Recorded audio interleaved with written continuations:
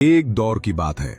किसी सब्ज़ो शादाब वादी में एक छोटा सा गांव था, न बहुत बड़ा न बहुत छोटा, मगर इतना खूबसूरत कि हर सुबह सूरज की करने जैसे उस गांव को चूमने आती थीं। इसी गांव के कोने में दरख्तों के साए में एक छोटी सी दुकान थी, एक मोची की दुकान।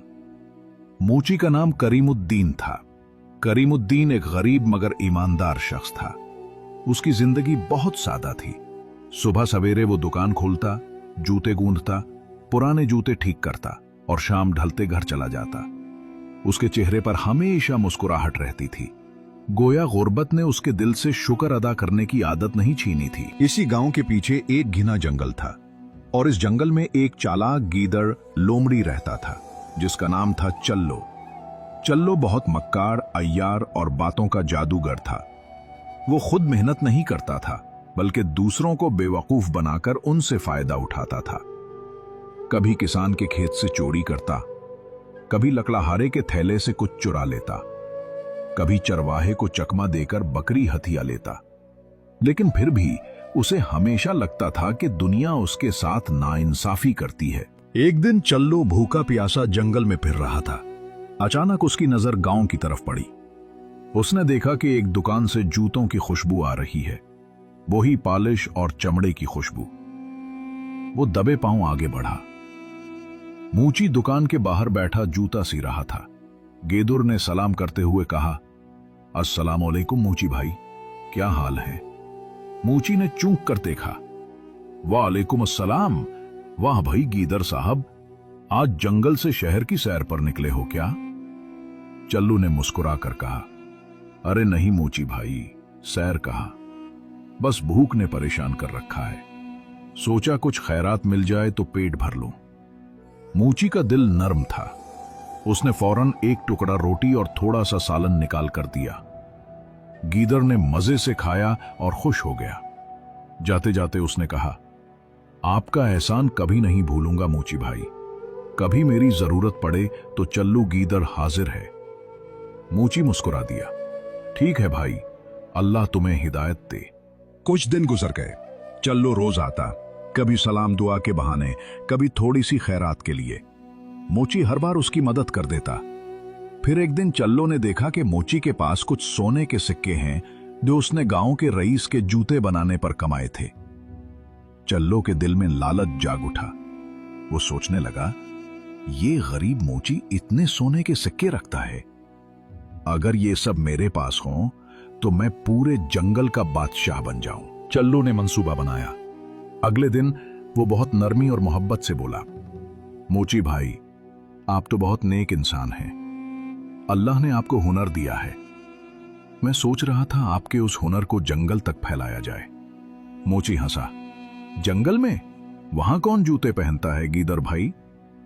चल्लू बोला, अरे नहीं नहीं, जंगल के बादशाह शेर साहब को मैं जानता हूं। वो अक्सर अपने पंजे जख्मी कर बैठते हैं। अगर आप उनके लिए चमड़े के मोजे बना दें तो आपको इनाम में सोना मिलेगा। मोची पहले तो हिचकिचाया, मगर फिर सोचा, अगर ऐसा हुआ तो वाकई मेरी हालत सुधर जाएगी। चल्लो अगले दिन मोची को लेकर जंगल की तरफ चल पड़ा। वो दोनों दरख्तों के बीच नदी पार करके एक खुले मैदान में पहुंचे।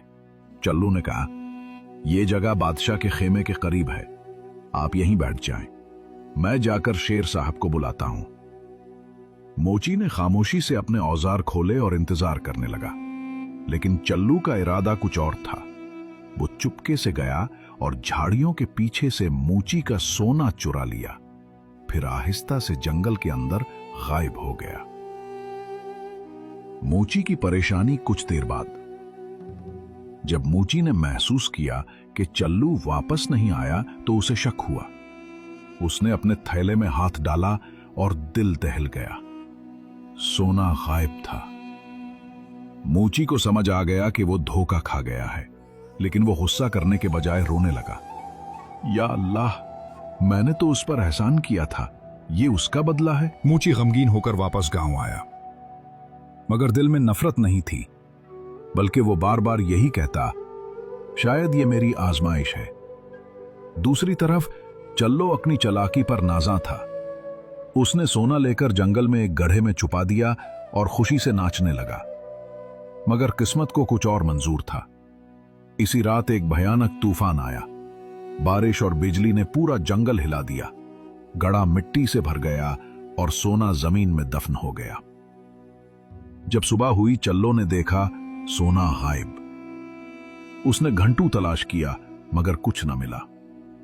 अब वो भूखा, परेशान और थका हुआ गांव की तरफ भागा। वही मोची की दुकान, वही पुराना मंजर। चल्लो आया, थका हुआ, आंखों में निदामत। मोची भाई, मैंने आपके साथ बहुत बुरा किया। सोना चिरा लिया था मगर अल्लाह ने सब छीन लिया। मुझे माफ कर दो। मोची ने नरमी से कहा, गीदड़ भाई, मैंने तुम्हें पहले ही कहा था, जो दूसरों का हक खाता है वो खुद भूखा रहता है। तुमने मेरा सोना चुराया मगर अल्लाह ने तुम्हारा सुकून ले लिया।